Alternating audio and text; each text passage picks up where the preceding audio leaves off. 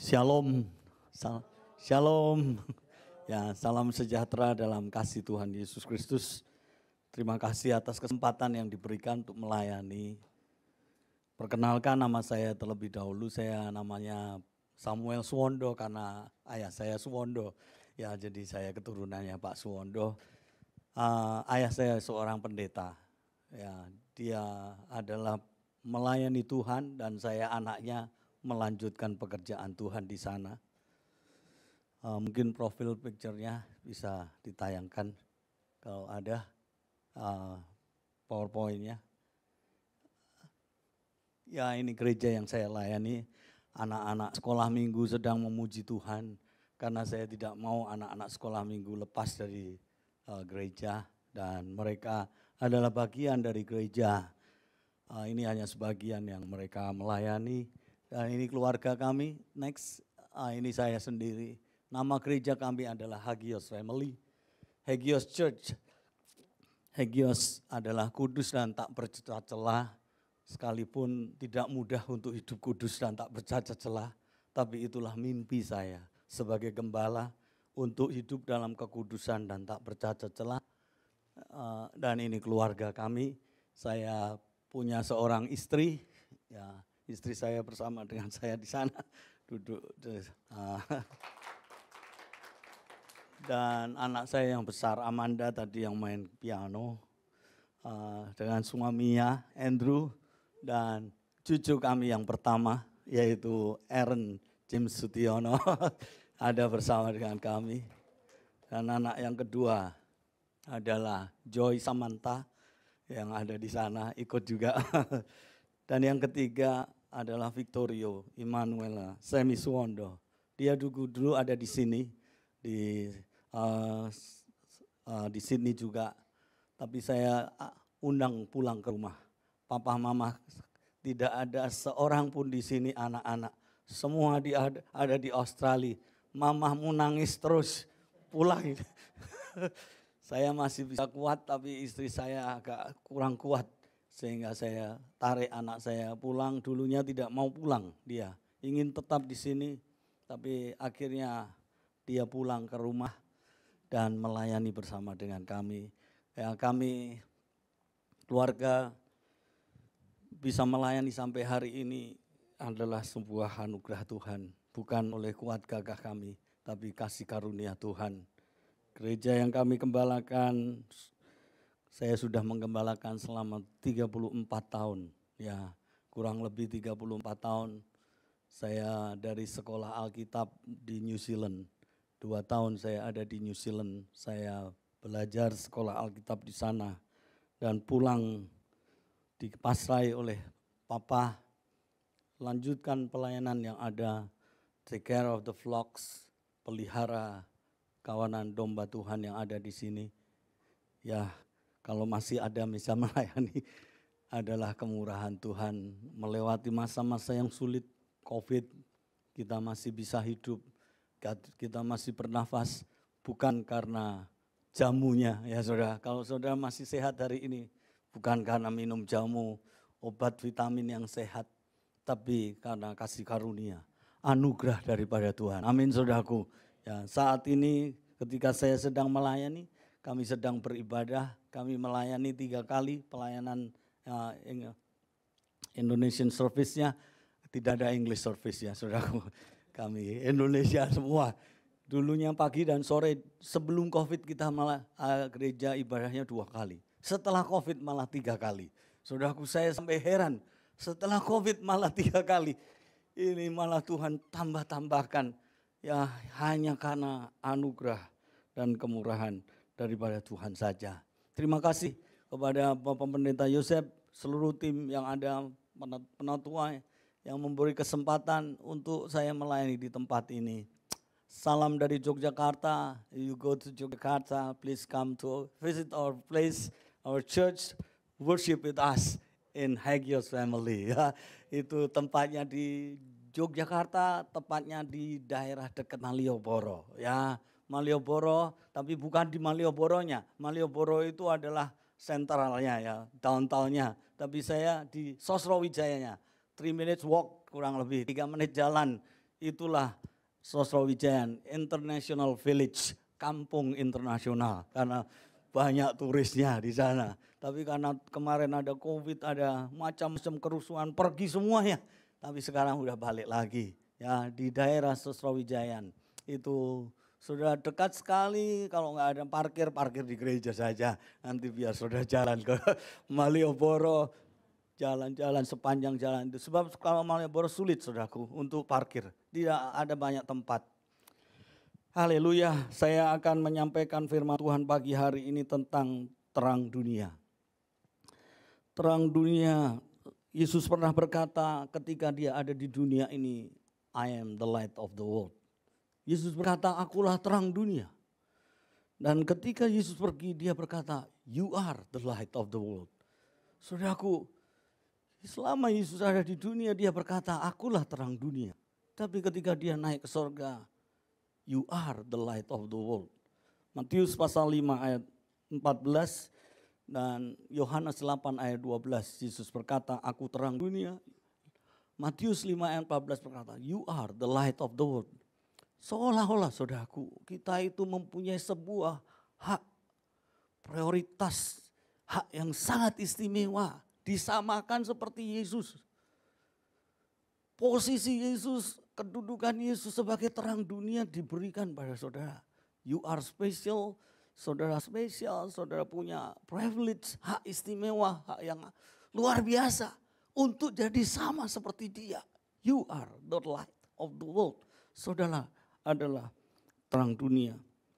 Ketika bangsa Israel dipilih oleh Tuhan untuk menjadi terang, dia dipilih supaya menjadi terang bangsa Israel itu bukan karena jumlah bilangannya yang banyak, bukan karena jumlah bangsa ini bangsa yang kuat, tetapi bangsa yang kecil, tetapi bangsa Israel yang dipilih oleh Tuhan supaya menjadi berkat bagi banyak bangsa-bangsa di sekitarnya, menjadi terang, menjadi berkat, menjadi teladan, menjadi contoh. Dan saya percaya Tuhan memilih gerejanya, saudara dan saya, supaya kita menjadi sama seperti bangsa Israel dulu. Yaitu menjadi berkat, menjadi teladan, menjadi contoh, menjadi terang bagi bangsa-bangsa di sekelilingnya. Hari-hari ini saya lagi senang mendengarkan tausiah atau ceramahnya, yaitu Profesor Dr. Panji Gumilang, saudaraku. Wah, itu luar biasa. Kalau saudara coba lihat di YouTube, dia tausiahnya bagus sekali. Ini orang Islam yang moderat, yang toleran, yang luar biasa buat saya. Saya belajar banyak dari orang ini. Ini orang yang berani untuk hidup dalam kebenaran, memperjuangkan kebenaran, toleransi, solidaritas, global thinking. Waduh, banyak sekali yang saya lihat yang bisa kita pelajari dari Profesor Doktor. Usianya hampir sama dengan Pak Yosef, 75-an, 77 dia. Luar biasa. Saudaraku, menjadi terang dunia. Tuhan ingin seperti lilin di tengah kegelapan malam dunia yang penuh dengan kegelapan ini. Ada 4 aspek yang ingin saya bagikan pada saudara supaya bagaimana kita bisa menjadi terang di dalam dunia yang semakin hari bukan semakin baik, tetapi semakin jahat, menakutkan, dan penuh dengan dosa. Mari kita baca di dalam kitab Filipi ya saudaraku, Filipi pasal 2 ayat 12. Dituliskan demikian, hai saudara-saudaraku yang kekasih, kamu senantiasa taat. Karena itu tetaplah kerjakan keselamatanmu dengan takut dan gentar. Bukan saja seperti waktu aku masih hadir, tetapi terlebih sekarang pula waktu aku tidak hadir. Mau Paulus hadir atau tidak, tetaplah hidup saudara, hidup dalam ketaatan. Saudaraku, prinsip yang pertama supaya kita tetap menjadi keterang adalah hidup dalam ketaatan. Istilahnya kalau dulu dikatakan di sini, kerjakanlah keselamatanmu dengan takut dan gentar, bukan saja seperti waktu aku masih hadir, tetapi terlebih pula sekarang waktu aku tidak hadir. Ada atau tidak ada Paulus tidak soal. Kita menyanyikan pujian tadi, Jesus is the center of our life. Jesus is the center of the church. Jesus is the center of it all. Semuanya harus pada Yesus. Istilahnya kalau saya kata ada pendeta atau tidak ada pendeta, saudara hidup jangan tergantung pada pendeta. Saya melihat sebuah quote di dalam pendeta di YouTube. Dia bilang begini, a man of God draws people to depend on God. Manusianya Tuhan itu menarik orang untuk bergantung pada Tuhan. A man of greed draws people to depend on him. Ya, a man of greed, orang yang rakus tamak, dia mendorong orang itu untuk menaruh harapannya pada dia. Kita ini siapa, saudara? Penuh dengan kekurangan, kelemahan, mudah tumbang, mudah jatuh. A man of God draws people to depend on God, on Jesus. Sebagaimana kita nyanyikan tadi, lagu pujian, biar kita hidup bergantung pada Tuhan. Ayat ini mengatakan kepada kita untuk hidup dalam ketaatan. Saudara-saudara kekasih, kamu senantiasa taat. Hiduplah sebagai anak-anak yang taat dan jangan turuti hawa nafsu yang menguasai kamu pada waktu kebodohanmu. Saudaraku, taat gampang diucapkan, tidak mudah untuk dipraktekkan. Sulit kadang-kadang, tapi biar kita mohon pertolongan Roh Tuhan supaya kita diberi hidup dalam ketaatan. Orang yang taat akan hidup menyenangkan hati Tuhan. Amin, saudaraku. The great success is not abundant life. Ya, sukses yang besar itu bukan karena hidup yang berlimpah-limpah. My dream, itu impian saya adalah kalau aku bisa taat padamu Tuhan, that is my success. Setiap hari aku bisa taat padamu, itu suksesku. Bukan sukses itu kalau dapat uang banyak. Siapa gak suka uang banyak, saudara? Senang semua orang. Saya juga pengen, saudara. Tapi bukan itu. Saya selalu berkata sukses adalah kalau aku bisa taat pada Tuhan setiap hari. Dengar firman-Nya, lakukan firman-Nya, dan itu tidak gampang. Tapi kalau kita mau taat, maka itu menyenangkan hati Tuhan dan kita akan dipakai sebagai terang yang menyinari dunia yang dalam kegelapan ini. Nuh, dia taat. Dia bukan seorang nelayan, tapi dia disuruh membangun bahtera.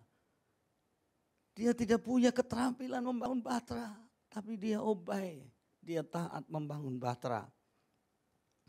Dan dia berhasil membuat bahtera. Apa yang Tuhan perintahkan dia lakukan tepat seperti apa yang Tuhan perintahkan.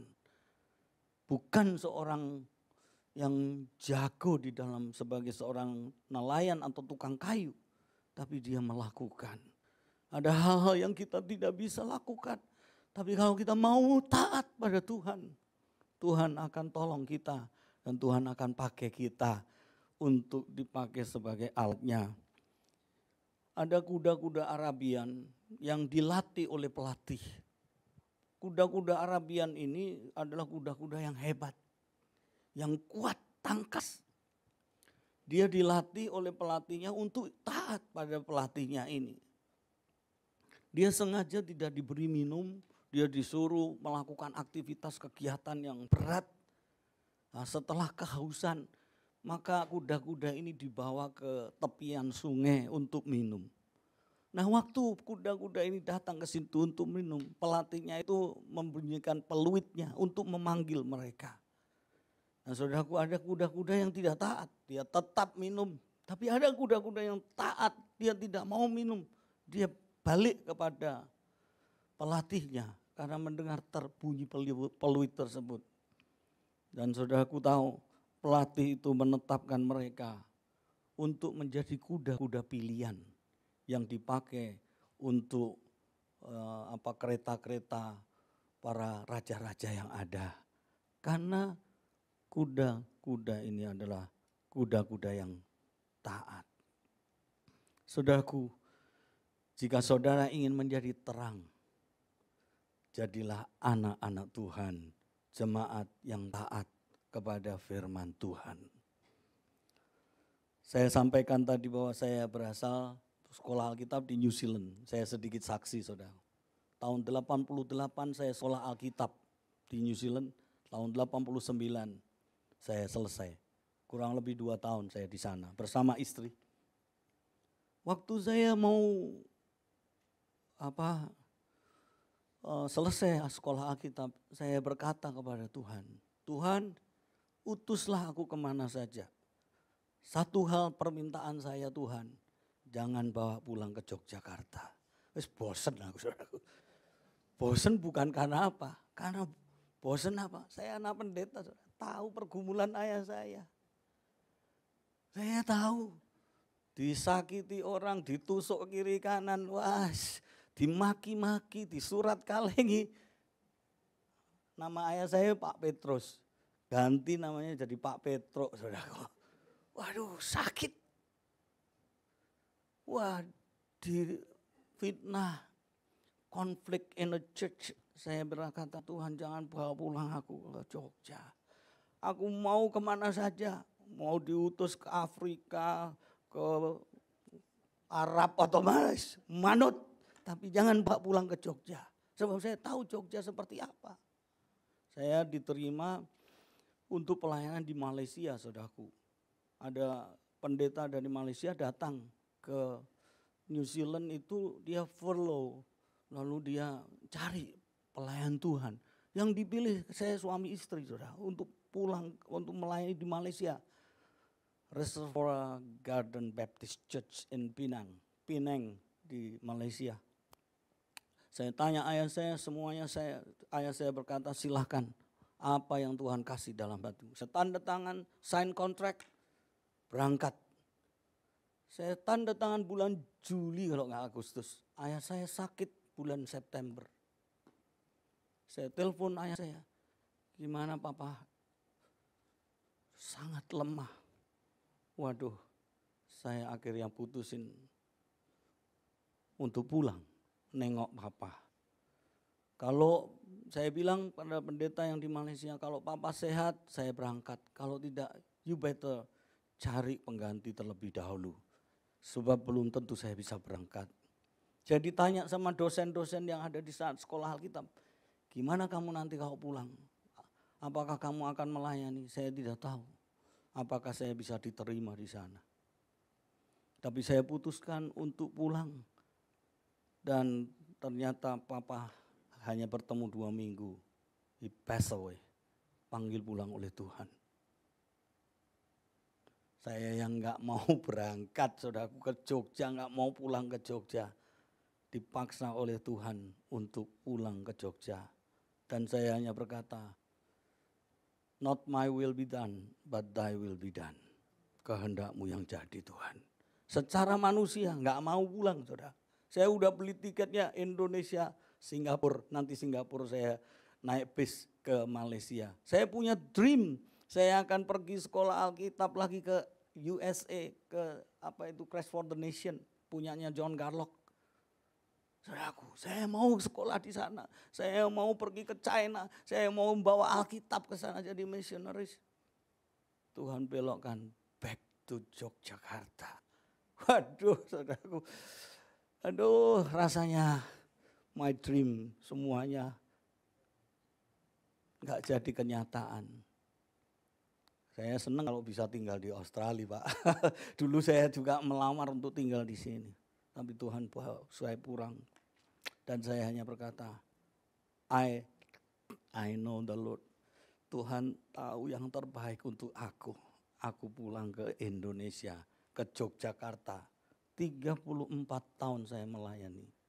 Kalau saat ini gereja itu bertumbuh dengan kuat, dengan pesat. Karena hidup taat. Sukses adalah taat. Dan itu tidak gampang. Segala keinginan kita. Jemaat yang dikasih oleh Tuhan. Mari kita belajar taat day by day. Jangan kita kejar yang lainnya. hiduplah dengan ketaatan. Karena jika engkau taat, hati Tuhan yang disenangkan. Kalau hati Tuhan disenangkan, apapun yang saudara akan perbuat akan dibuat berhasil dan beruntung untuk kemuliaan nama Tuhan kita Yesus Kristus saja. Yang kedua saudaraku, ayat Filipi berikutnya, ayat yang ke-14. Lakukanlah segala sesuatu dengan tidak bersungut-sungut. Lakukanlah segala sesuatu dengan tidak bersungut-sungut. Ini bicara apa saudara? Saya tahu di dalam 2 Korintus pasal 9 ayat 6 kalau tidak salah, 6, 7, 8. Tuhan suka dengan orang yang menjadi cheerful giver.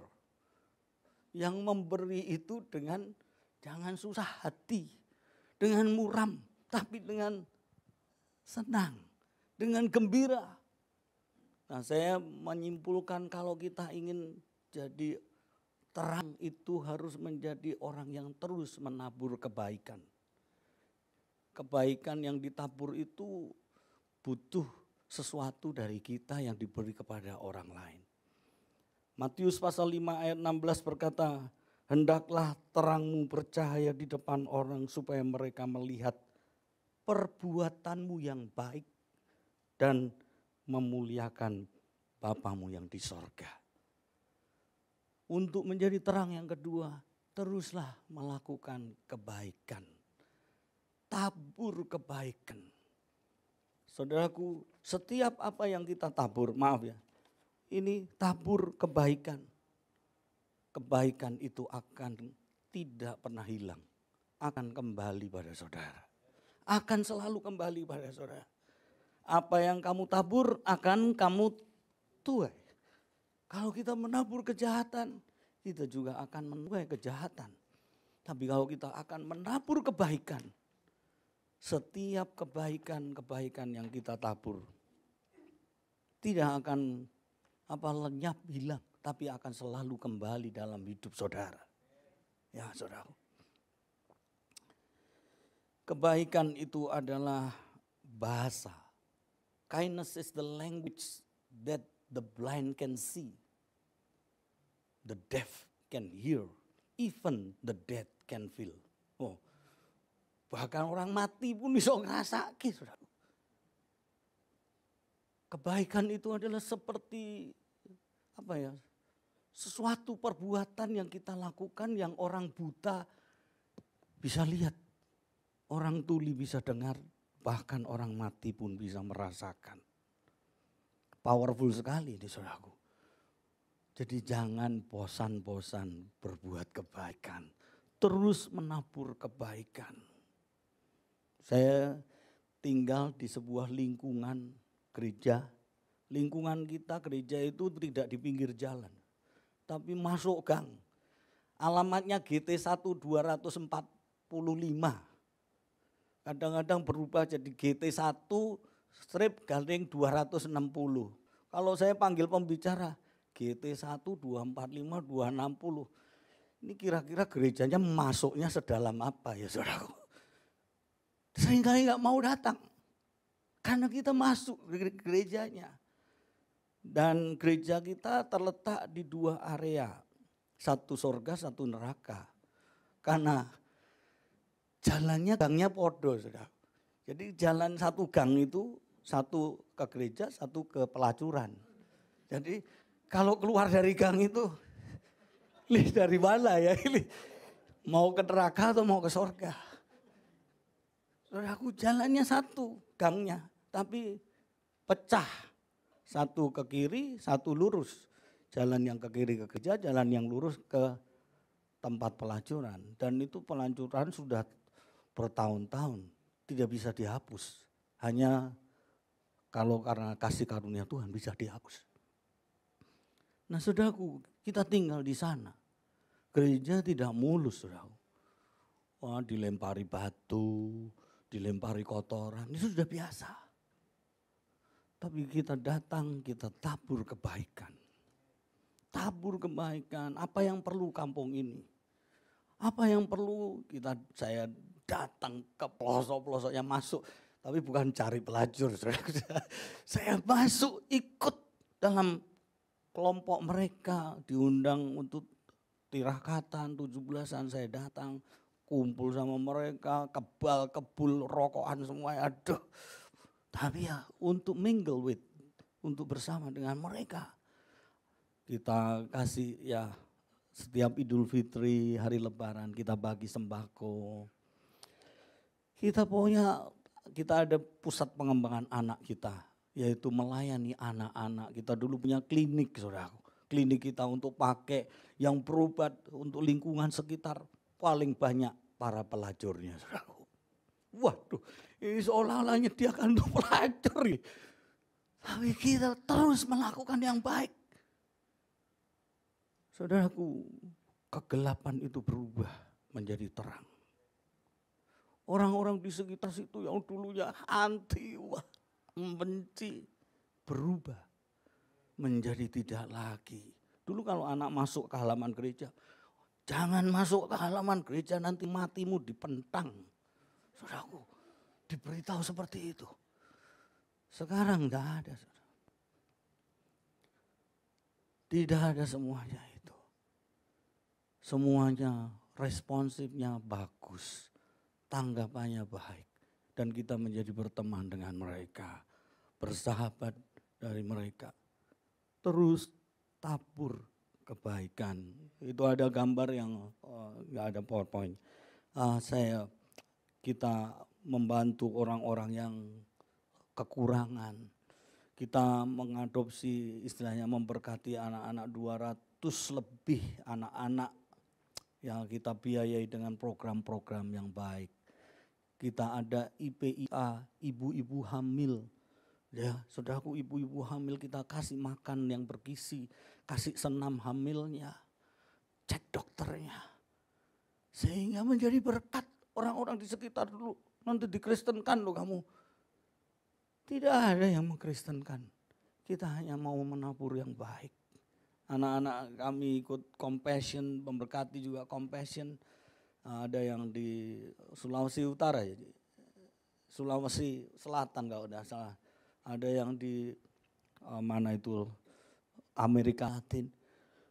Memberkati, menabur kebaikan. Sekali lagi saya katakan, setiap taburan kebaikan adalah tidak akan pernah kembali dengan sia-sia. Setiap saudara tabur kebaikan pasti akan kembali saudara dengan kebaikan. Dan kebaikannya bukan sekali, bukan 2 kali, malah berlipat kali. Karena apa yang kita tabur akan kita tuai. Yang ketiga saudara, untuk menjadi terang, Filipi pasal 2 ayat 14 berkata demikian. Lakukanlah segala sesuatu dengan tidak berbantah-bantah. Tidak berbantah-bantah. Melayani Tuhan, melakukan apa-apa, jangan berbantah-bantah. Saya kalau di hamba-hamba Tuhan saya lebih jelas tegas untuk sharing ke hamba-hamba. Berbantah-bantah adalah berdebat, berargumentasi. Jangan kita ini sebagai pelayan Tuhan, sebagai anak Tuhan suka berbantah-bantah. Tapi mari kita menjadi orang-orang yang saling membangun, menguatkan satu dengan yang lainnya. Ini berbicara tentang kesatuan. Saudaraku, Tuhan ingin sebagai anak-anak Tuhan, kita itu memiliki kesatuan. Kita bukan compete, kata siapa itu namanya, dari masuk ke dalam hadirat Tuhan, kayak tinggal di sorga sudah. Dari Malcolm, dia nyanyi, Holy, holy, holy are you Lord. Holy, holy, holy are you Lord. The earth's angels bow, the redeemed worship you now. Holy, holy, holy are you Lord. Saudaraku, dia bilang, we are not competing, we are completing one another. Kita bukan untuk bersaing dalam lain, tetapi kita untuk saling melengkapi. Saudara semua punya strength, kelebihannya masing-masing. Saudara punya kekurangannya masing-masing. Jangan kita lihat kekurangan orang, tapi kelebihan untuk saling contribute untuk melengkapi, membangun satu dengan yang lainnya. Saya adalah alumni Hagai. Saya ikut Hagai Institute setelah sekolah Alkitab. Saya tahun 95 kalau tidak salah, saya pergi ke Hawaii, ke Maui, sebulan di sana. Dan saya alumni Hagai Institute, saya mengembalakan jemaat. Hagai satu hari mengadakan yaitu ulang tahunnya yang ke-50. Ulang tahun emasnya. Ulang tahunnya emas diadakan di Bali. Karena di Bali, wah saya pengen ikut. Ya, saudaraku. Saya sama istri saya ikut ke sana. Saudara tahu yang hadir 650 orang from 69 countries, dari 69 negara. Hadir di sana merayakan 50 tahun pelayanan John Haggai di Hagai Institute di Bali. Dan saya datang bersama istri saya, lihat ada Afrika, Korea, Jepang, China, Singapura, Brasil, mana saja, Meksiko, banyak sekali datang, 69 negara. Ada yang bekas Perdana Menteri, Menteri Kesehatan Malaysia datang, alumninya. Bekas, kan Hagai bukan hanya untuk para pendeta, tapi untuk profesional juga. Saudaraku, ada orang yang di Uganda, dari Uganda atau apa, jadi wakil Perdana Menteri atau apa, ikut hadir di sana. Kita foto, kita ngobrol. Tapi satu hal yang indah. Mereka pada malam sebelum penutupan dikasih angklung satu-satu. Saking angklung satu-satu. Orang dari 69 negara, 650 peserta pegang angklung satu-satu. Lalu diajari nyanyi. Kita nyanyi You Raise Me Up. Mereka belum pernah tahu alat itu. Lalu mereka diajar bersama-sama. Dan ketika lagu itu dinyanyikan bersama, You Raise Me Up. Merinding saudaraku. Karena lagunya begitu indah.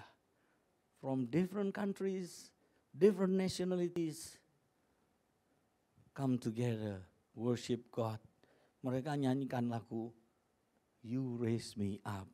Sama ya lagu tradisional Bengawan Solo. Ya saudaraku. Tapi suaranya begitu indah, begitu merdu, luar biasa. Rasanya kita ini menikmati sekali. Karena ada sebuah unity, keharmonisan di dalamnya. Saudaraku, alangkah baik dan indahnya. Panji Gumilang itu, Profesor Doktor dari Al-Zaitun, mengutip Mazmur 133 ayat 1-3. Mazmurnya Daud, saudaraku. Dia seorang profesor doktor dari pondok pesantren Al-Zaitun. Dia ngutip Mazmur 133. Alangkah baik dan indahnya kalau saudara bersaudara duduk dengan rukun. Maka itu akan menjadi terang, menjadi berkat bagi orang-orang di sekitar kita. Sydney bisa banyak jiwa dimenangkan untuk kerajaan Tuhan. Kampus saudara dimenangkan. Rumah tangga saudara yang rukun-rukun. Jangan rumah tangganya gegeran terus. Gegeran terus, tetangganya gak mau ikut Tuhan. Siapa gue wong Kristen agak.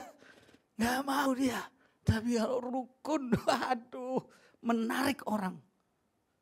Seperti magnet untuk datang kepada Tuhan. Di jemaat saya dulu, ada gara-gara lap aja, lap kotor itu loh, ketelingsut hilang. Sudah kotor, hilang ketelingsut, suaminya yang dimarahi, ribut saudaraku. Ribut hanya gara-gara lap gombal-gombal. Itu ribut. Bukan hanya sama suaminya, sama tetangganya ribut, di gereja ribut, semua pekerja diajak berkelahi. Aduh, tobat. Saudaraku, tapi di sini saya rasa nggak ada ya, semuanya baik-baik. Rukun, alangkah baik yang kesanalah berkat-berkat Tuhan diperintahkan untuk dicurahkan. Amin saudaraku. Jadilah jemaat, hamba Tuhan, pelayan Tuhan, keluarga yang rukun-rukun. Yang terakhir saudaraku, sebagai hal yang terakhir adalah yang keempat dituliskan demikian. Filipi 2 ayat 15. Supaya kamu tidak beraib dan tiada bernoda. Sebagaimana anak Allah yang tidak bercela. Di tengah-tengah angkatan yang bengkok hatinya, yang sesat ini. Sehingga kamu bercahaya di antara mereka. Holiness, kekudusan. Saya tadi katakan saya membangun sebuah gereja namanya Hagios. Saya nggak tahu saudara. Saya dituntut waktu pulang dari New Zealand. Gerejanya mau dibawa kemana? Amboh, rangetih. Saya baru pulang dari sekolah Alkitab, fresh from the oven, suruh ditanyai mau dibawa kemana. Ya saya nggak tahu. Saya ini bukan orang yang melayani Tuhan sejak dari kecil, saudara. Semua anak-anak papa itu melayani. Saya yang tidak melayani sendiri. Karena apa? Takut. Saya berdiri di depan takut sekali, saudara. Malu. Kalau saya sudah ketawa nggak bisa berhenti. Wah, repot saya. Nah, jadi saya takut melayani. Saya nggak melayani. Tapi Tuhan panggil saya untuk melayani. Dan mimpi saya dulu adalah kalau saya satu hari dipakai oleh Tuhan untuk menjadi gembala. Saya ingin membawa jemaat dalam kekudusan. Dan itu tidak gampang. Sulit sudah. It's daily our struggle. Perjuangan kita untuk selalu hidup kudus dan berkenan pada Tuhan. Nah, saudaraku, Tuhan ingin supaya hidup kita dalam kekudusan. Dan saya temukan kata itu, hagios, bukan hugos ya saudara. Di Indonesia itu ada hugos, hugos cafe. Saya pernah ditanya sama orang, loh Pak buka cabang ya gereja Hagios. Cabang di mana? Di Semarang. Saya lihat tuh, Hagios. Saya nggak punya cabang di Semarang. Itu hugos mungkin, hugos cafe banyak. Sebab tulisannya hampir sama, hanya. Hagios adalah separated, dipisahkan untuk hidup kudus dan tak bercacat celah. Ulangan 7 ayat 6, sebab engkaulah umat Tuhan yang kudus bagi Tuhan Allahmu. Engkaulah yang dipilih oleh Tuhan Allahmu dari segala bangsa di atas muka bumi untuk menjadi umat kesayangannya. Ulangan 7 ayat yang ke-6. Saudaraku, mari kita terbuka di hadapan Tuhan. Next month, bulan depan tema kami ada integrity, yaitu naked before God, telanjang di hadapan Tuhan. Jangan ada ditutup-tutupi sama Tuhan. Seperti halnya Daud, dia tidak ada yang ditutup-tutupi. Dia salah, dia ngaku, ya aku yang salah. Dia tidak cari kambing hitamnya, oh sana yang salah, sini yang salah. Tidak, dia berlutut dan dia mengaku, aku yang salah. Saudaraku, Tuhan senang dengan kita kalau kita itu terbuka. Siapa kita? Kita tidak ada apa-apanya. Kalau semuanya ada karena anugerah Tuhan. Satu hari saya membuka kulkas di rumah. Ini kulkas kok baunya busuk ya? Apa ini? Tutup, hilang baunya. Saya buka, bau lagi busuk. Tapi saya cari, enggak ada. Saya bongkar-bongkar, ternyata di bawah tempat sayuran ada sawi. Sawi itu bahasa Inggrisnya apa ya, enggak tahu saya. Cabbage ya, cabbage. Itu busuk di dalamnya.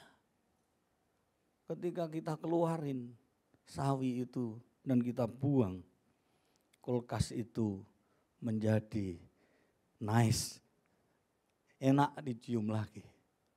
Tapi sawi busuk itu membuat semua di dalam kulkas itu menjadi busuk.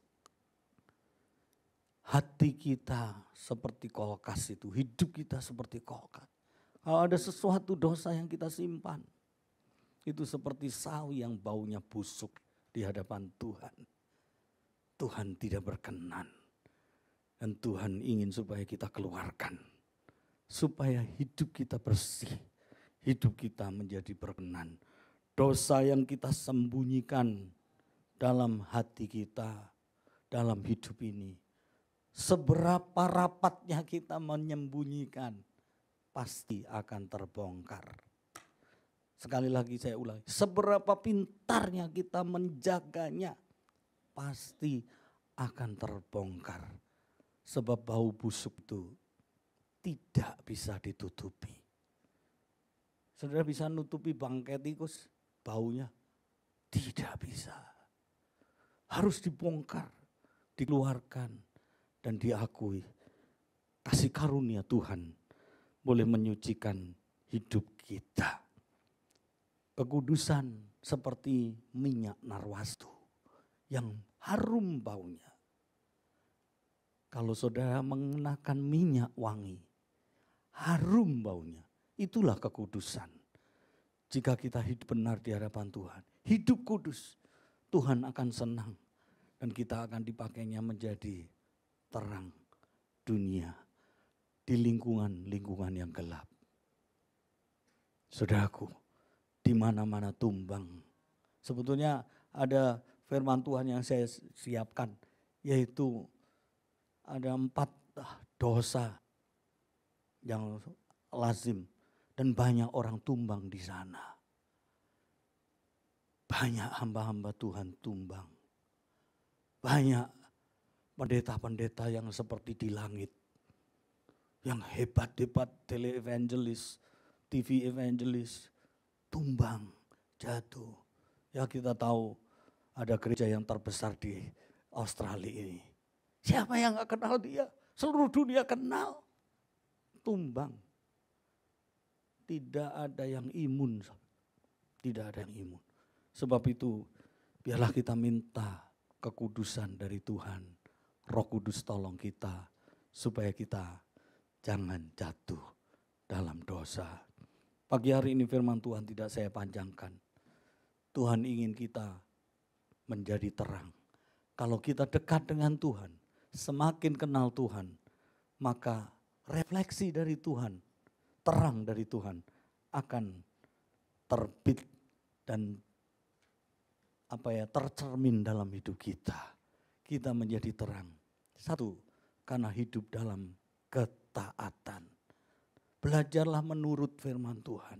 Apa saja yang dia beritakan, mungkin dalam memberi pengampunan, memberikan berkat untuk orang lain, apapun. Mari kita belajar taat. Taat dalam beribadah. Banyak orang sudah meninggalkan gereja. Banyak orang sudah tidak perlu lagi rumah Tuhan. Bukankah Tuhan berkata bahwa dia setiap kali datang ke sinagog-sinagog, dia mengajar di sana. Saudaraku, mari kita belajar taat.